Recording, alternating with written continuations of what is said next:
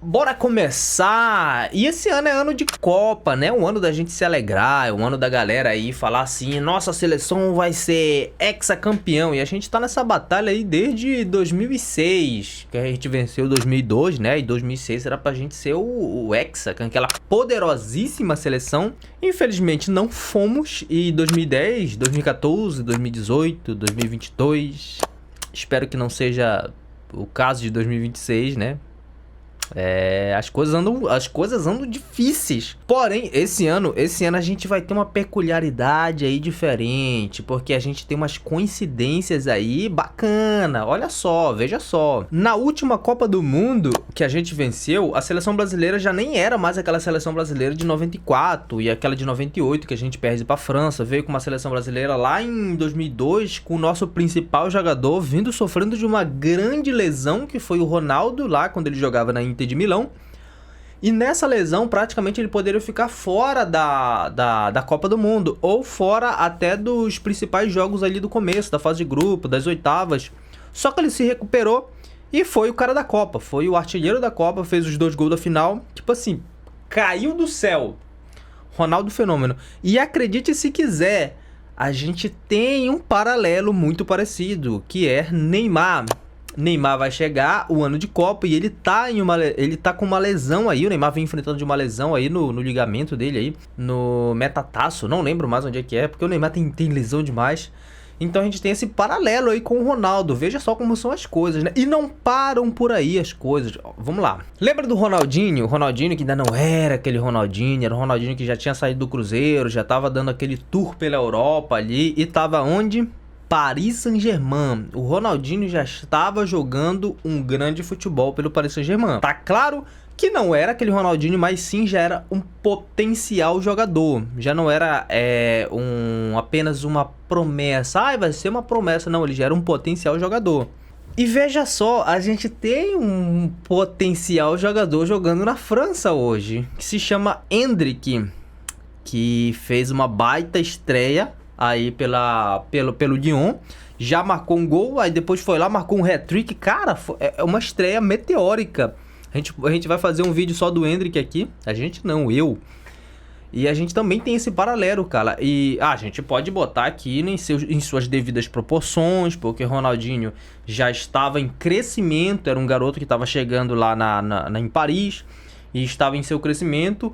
O caso do Endrick, ele já foi com uma saída meteórica aqui do Brasil, do Palmeiras pro Real Madrid, mas teve lá os problemas dele ser reserva do Mbappé, e é claro que ele não ia pegar titularidade, então ele veio pro Lyon pra poder, né, falar assim, cara, eu quero Copa do Mundo, eu quero ir pra Copa do Mundo, e ter sequência de jogos vai ser uma boa pra mim. Então o Lyon é mais um intercâmbio pra ele do que como era pro Ronaldinho. O Ronaldinho tava aparecendo pro mundo aí. O Endrick não, o mundo já sabe quem é ele. Mas enfim, é um paralelo.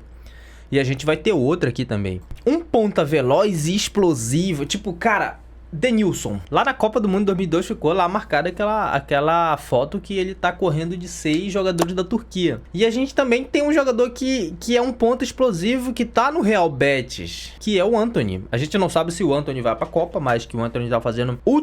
A última temporada do Antony pelo Betis foi uma temporada sensacional. O cara recuperou um bom futebol, ele recuperou a felicidade de jogar.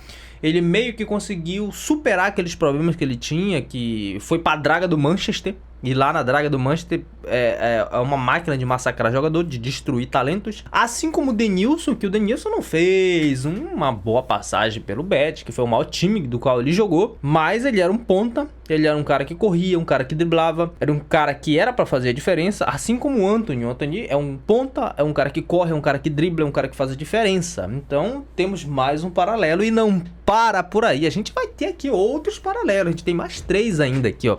Pra dizer que a Copa de 2026 não é uma Copa que não vai ter mudança. Tipo assim, talvez o Hexa venha, galera. Talvez o Hexa venha. Tô empolgado, não sei porquê, eu não acredito. Agora a gente vai dar um voo pra Itália. Na Itália, onde 2002 ainda era praticamente a melhor liga pra se jogar, que era na Itália, a liga mais forte hoje é a Premier League. Naquela época era a Itália, onde se concentrava os maiores talentos que iam pra Europa, visavam a Itália.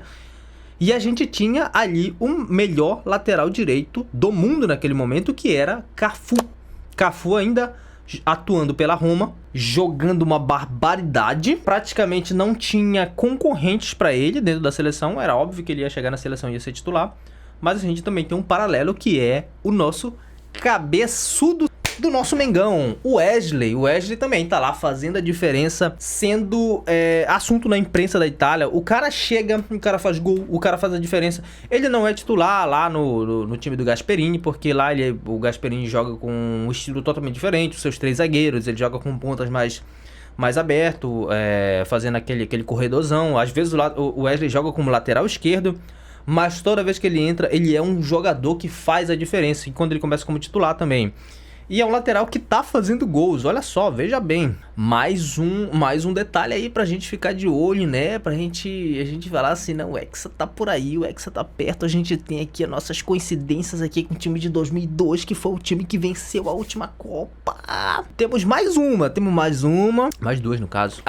Em 2002, tínhamos um jogador atuando pelo Barcelona, um jogadoraço, um atacante nato, que ele jogava nas pontas, também poderia fazer aquele 9 ali, mas também não era a brisa dele.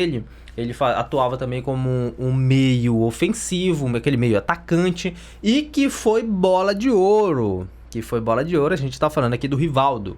Cara, o Rivaldo fez gols de tudo quanto é jeito, destruiu no Barcelona. Pra mim, o Rivaldo, ele é um ponto muito fora da curva, cara. Ele é uma anomalia pra mim no futebol. Um brasileiro que foi atuar no Barcelona. Cara, o Rivaldo não tem cara de jogador, não tem pinta de jogador, não tem pinta de craque.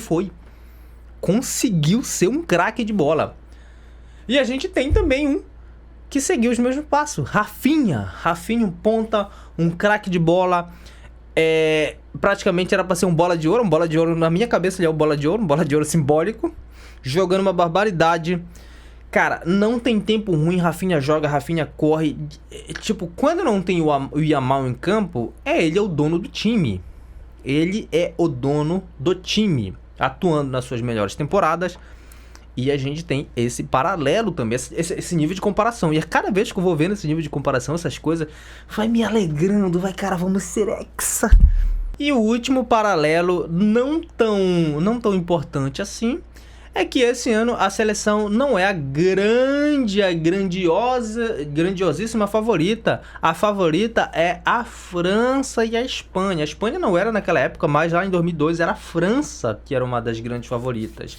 E esse ano também a gente tem a França como grande favorita. A Alemanha se reconstruindo, aí já se reconstruiu, tá com uma grande seleção e já não é mais só aquela base do Bayern de Munique, mas as duas seleções que podem despontar aí. A Espanha, pra mim, vem em primeiro lugar, mas eu não acho que ela seja uma seleção com tanta eficiência assim em todos os jogos. Tem jogos assim que ela deixa muito a desejar. A França também vem numa queda, mas mesmo assim, pro mundo todo, são as três no caso, favorita. A Inglaterra, não sei o que acontece com a Inglaterra, mas as coincidências que a gente tem com 2002, que eu acho que bate pra gente ser Hexa. A gente vai ser Hexa. Eu acredito nisso. Eu acredito fielmente que a gente vai ser Hexa em 2026. E no final a gente não vai. A gente cai na fase de grupo com atuações lamentáveis e Ancelotti é demitido. Cara, esse ia ser engraçado e triste ao mesmo tempo. Melancólico. Então, se você gostou desse vídeo, se você acha que a gente vai ser Hexa, se você acha que faz sentido essas coincidências aqui ou não, que eu acho também meio baboseira, né? Mas a gente precisa se apegar a alguma coisa, porque a seleção não joga nada, não tá jogando nada, não impressiona ninguém. E a gente precisa, né, acreditar em algo pra gente, sei lá, cara. A gente precisa desse Hexa, a gente precisa voltar a ser respeitado. Então, deixa aí seu comentário, deixe seu like e se inscreva no canal. Até a próxima.